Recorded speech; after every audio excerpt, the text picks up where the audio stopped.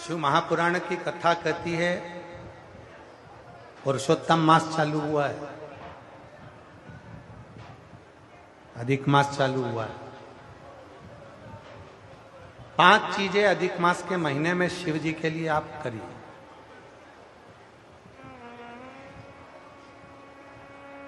तीन वर्ष में एक बार अधिक मास आता है, पुरुषोत्तम मास आता है। हम पूरी कथा पुरुषोत्तम मास की भी आपको कथा के बीच में कहेंगे।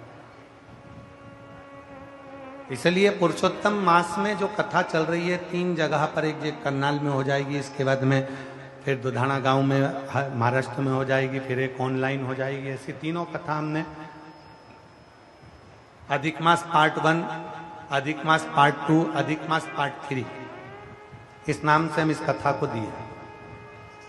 पूरे पुरुषोत्तम मास में, अधिक मास में आपको 3 कथाएं हम श्रवण कराएं, बाबा की कृपा हुई तो। और उन तीनों कथाओं का क्रम, शिव को कैसे रिझाया है। 5 चीजें धारण करो। आज 17 मई से अधिक मास प्रारंभ हुआ है, जो 15 जून तक चलेगा। इस 15 जून तक के अधिक मास में 5 चीजें अपने अंदर धारण करना है। पहले नंबर का, शिव जी को 1 लोटा जल सुबह से लेकर शाम तक के बीच में कभी भी चढ़ाना जरूर। दूसरा, शंकर जी के मंदिर में या बेलपत्री के नीचे या तुलसी के क्यारे के पास में एक दीपक अवश्य लगाएं। चाहे सुबह लगाएं, चाहे शाम को लगाएं, तुम्हारी मर्जी पड़े तब। दीपदान जरूर करो, जल जरूर चढ़ाओ।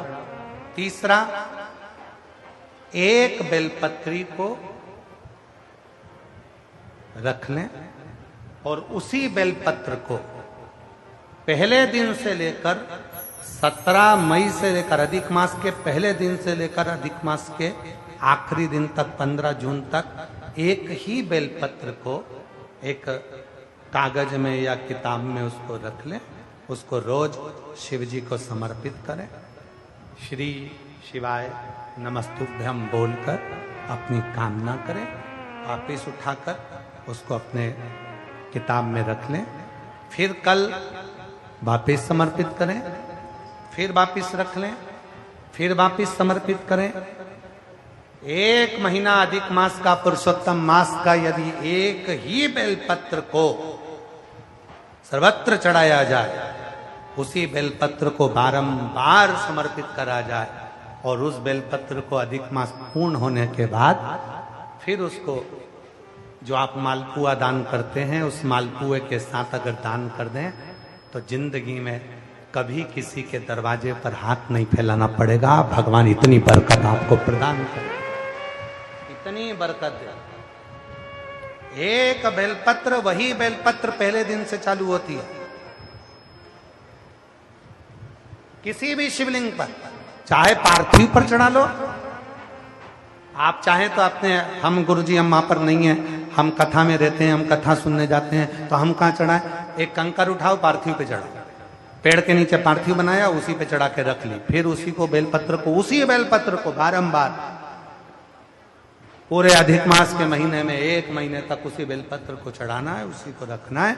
फिर आखिरी दिन जो अधिक मास पूर्ण होगा, उस दिन उस बेलपत्र को मालपुए पे रखकर शिव जी को चढ़ाकर लेके आना पहले, फिर मालपुए पे रखना और उसको रखकर फिर भगवान उस मालपुए को तुम दान। मालपुआ दान नहीं कर सकते तो तुम बतासे दान कर दो, पर मीठे के साथ उस बेलपत्र को दान किया जाए।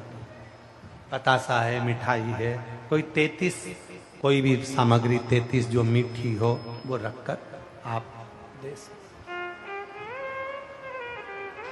कभी किसी के दरवाजे पर कितनी भी मुसीबत आ जाए, कितना भी दुख आ जाए, कितनी भी तकलीफ आ जाए, कितना भी कष्ट आ जाए, कितना भी कष्ट आ जाए, आपको किसी के आगे हाथ नहीं फैलाना पड़ेंगे।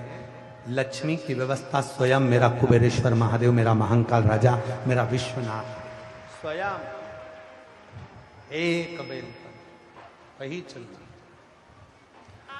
5 चीजें करना है आपको। पहले नंबर पर जम के बोलो जल, दूसरे नंबर पर दीप, तीसरे नंबर पर बेलपत्र, चौथे नंबर पर भगवान शंकर के मंदिर में नंदी के दोनों सींगों के बीच में से शिव के शिवलिंग का दर्शन।